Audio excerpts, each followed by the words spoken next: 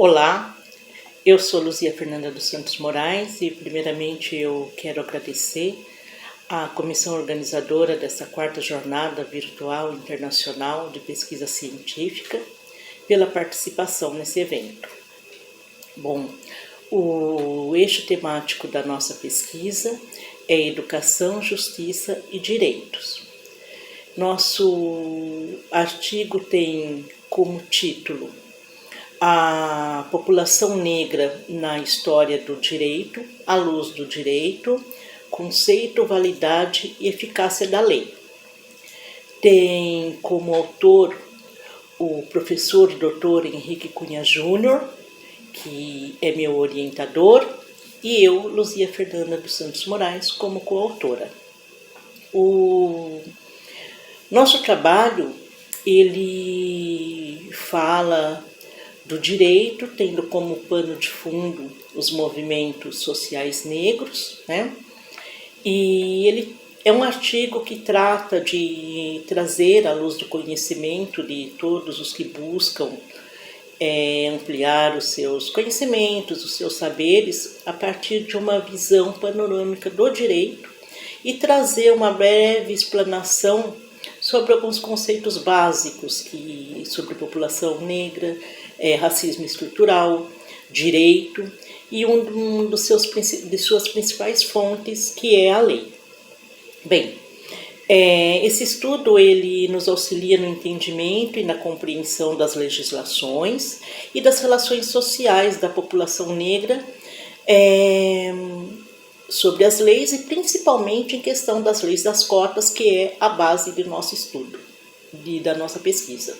O nosso objetivo é demonstrar, através do conhecimento desses conceitos, que o direito ele deve e ele pode ser uma disciplina que contribua com a diminuição das diferenças sociais na nossa sociedade brasileira. A população negra na história do Brasil, ela sempre permaneceu à margem das leis, desde a época do escravismo, né? E para elucidar essa questão, nós trazemos um trecho, né, escrito pelo professor Dr. Henrique Cunha Júnior, que diz assim: as leis, devido ao escravismo criminoso, não proporcionaram o direito líquido e certo à população negra. Na realidade, a ordem jurídica ela sempre foi contraditória no que diz respeito aos afrodescendentes. Seguindo esse mesmo contexto, Limeira ele nos diz o seguinte: a trajetória dos afrodescendentes sempre foi contraditória sob a perspectiva jurídica, revelando um racismo estrutural nesse país. No mesmo conceito, Santos nos ensina que, com o avançar das décadas, a noção de reducionista do direito, enquanto ordem normativa, ela passou a sofrer processos articulados de crítica, afirmando-se a necessidade de ampliação da escala de observação do fenômeno jurídico e mesmo na atuação dos sujeitos históricos. Bem, a lei é uma das principais fontes do direito, né? E cabe à ciência do direito preocupar-se com a vigência da lei. Para entendermos o motivo pelo qual uma lei não é aplicada ou não tem eficácia, é necessário que nós conheçamos alguns conceitos que são importantes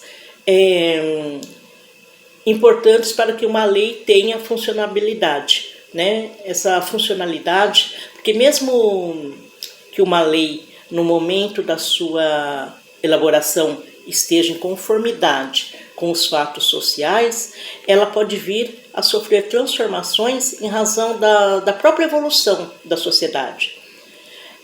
Um conceito de direito, nos dizeres de Miguel Reale, ele diz o seguinte: o direito é, sob certo prisma, um manto protetor de organização e de direção dos comportamentos sociais e, por conseguinte, ele tutela comportamentos humanos. Este é um conceito trazido através de Miguel Reale. As normas jurídicas, né, ou leis, na medida em que constituem um objeto da teoria do direito, elas podem ser consideradas de três formas distintas. Elas podem ser dogmáticas, elas podem ser zetéticas ou podem também estar no plano crítico.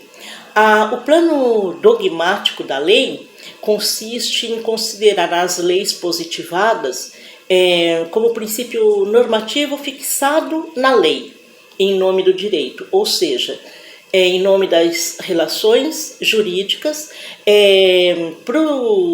Para a questão dogmática, o que vale é a lei positivada, o que está no texto legal. Já no campo zetético, o campo zetético ele subordina os princípios normativos a situações cambiantes a certos valores, ou seja, que influenciam a aplicabilidade da lei. Ele vai além, o campo zetético ele trabalha a questão social, a questão da filosofia, a questão da antropologia e etc., entre outras ciências.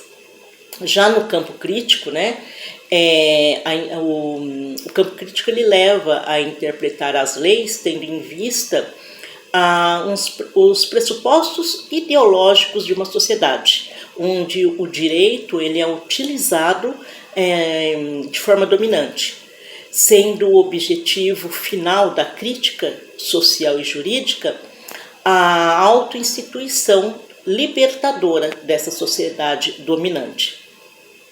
De acordo com o dicionário jurídico, nós trazemos o conceito de lei que assim diz. A palavra vem do latim lex, né, que tem como origem no verbo legere, que quer dizer, significa ler, porque o magistrado no direito romano, ele lia o texto de lei para o povo nos comícios, para que o povo ouvisse e que aprovasse, para que tivesse aprovação do povo o texto da lei. A lei nem sempre é imperativa, ela vigora até que outra a revogue ou a modifique, né? E após a sua existência, ela pode ser válida, ela pode ser eficaz e pode estar revestida de todos os requisitos legais. Também pode ser ineficaz, é o que trazemos no corpo do nosso trabalho com mais extensão sobre essas explicações desses conceitos. A eficácia ela é a força do ato para produzir os seus efeitos. Nas palavras de Cavalieri, ele diz o quê? Que lei eficaz é aquela que tem força para realizar os efeitos sociais para os quais ela foi elaborada. Continuando então com nossos conceitos, a gente traz o conceito de racismo institucional, que no seu sentido institucional ele se refere às operações anônimas de discriminação, né, em organizações, profissões e até mesmo na sociedade inteira. Para o Estatuto de Igualdade Racial, ele elenca o seguinte conceito: desigualdade racial é toda situação injustificada de diferenciação, de acesso e fruição de bens, serviços e oportunidades nas esferas públicas e privadas, e em virtude de raça, cor, descendência ou origem nacional ou étnica.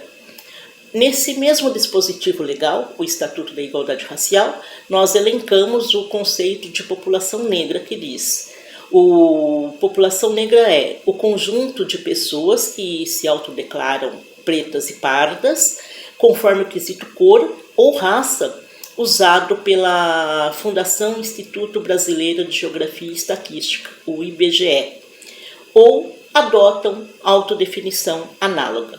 Esse é o conceito de população negra elencado na lei.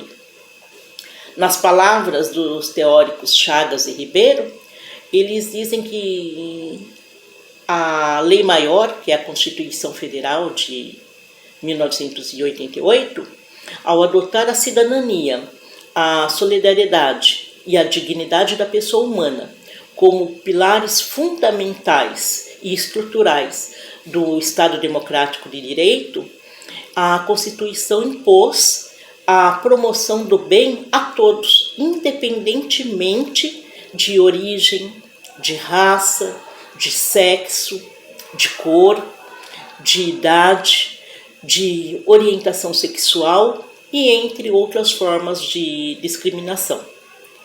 Bem, o nosso trabalho ele tem como base a Lei das Cotas e aqui nós trazemos a Lei das Cotas como uma evolução, um marco conquistado pela atuação dos movimentos negros diante da neutralidade do Estado no que tange às desigualdades étnicas.